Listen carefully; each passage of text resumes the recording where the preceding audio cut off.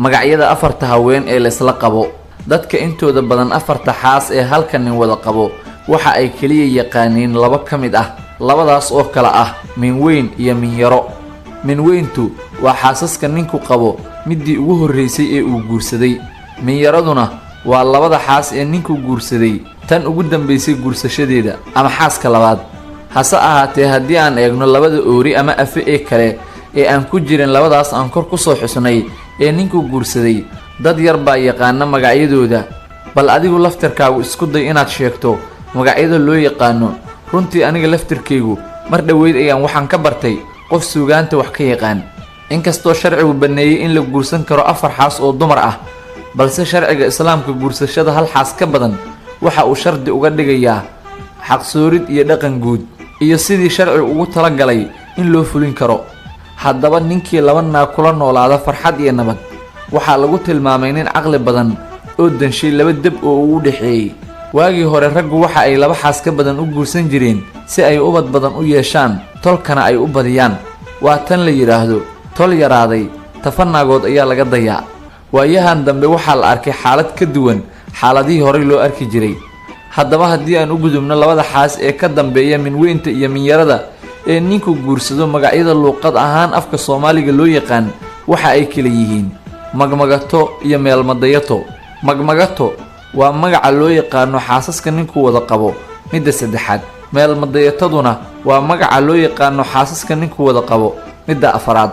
haddaba dhammaan afartaasi magac waxa ugu caansan oo ay dadku inta badan yaqaaniin Minweyn iyo Minyaro, balse murtida iyo mahmaahdu waxa ay tixraac u yihiin hodantinimada afka. sidaas awgeed qofkii raba inuu barto luuqadda asalkeeda iyo erayo nuxur leh waa inuu ku dadaalo barashada suugaanta. haddii aad ka hesho muuqaalka like inoo dheh, sidoo kalena muuqaalka inoo sheer garee. 10 xeer oo cilmi nafsiga lagu soo ogaaday isla markaana ay tahay inaad ku dabaqdo noloshaada si aad u xoojiso shakhsiyadaada. 1. si sahlan ha u oran waxaa fiicnaan lahayd inaad ku bedesho waan isku dayi doonaaye oo ha i weydiin sababtoo ah mar dambe ayaad ogaan doontaa. 2. ha u damqanin kuwa doorbiday inay gacmahooda isku halaagaan, laakiin si qarsoodi ah waad ugu naxariisan kartaa. 3. dareenkaagu ha noqdo mid qalbigaaga ku qaali ah, hana ka dhigin mid u nugul dhammaan dadka baxaya iyo kuwa tegaya. 4. jooji boonbooninta qaladaadka nacasnimada ah ee aad u malaysay inaad kaligaa la nooshahay. 5. waxaa hubaal ah inay waajib kugu tahay inaad naftaada uga naxariisato dhibaatooyinka adduunka ka jira oo aad dhoolla caddayso inta aad awooddo. 6. xifradaada nolosha ha noqoto mid wax aqrida, hana aqbalin wax intaas ka yar. 7. ka guur marka aad dareento in jiritaankiina uu dhammaad ku dhow yahay, ka tag oo ilaalsha waxa ka haray. 8. caadadu waa waxa ugu xun ee kugu dhaca.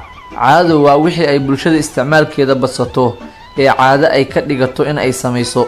9. ha la wadaagin warka xun dadka kale, hana ka daahin inaad gaarsiiso bishaarada cidda ay qusayso. 10. ha oran adiga oo maya dhihi kara. haddii aad ka hesho muuqaalka like dheh, sidoo kalena muuqaalka inoo sheer garee ama koobi linkiga noo taabo. mahadsanid.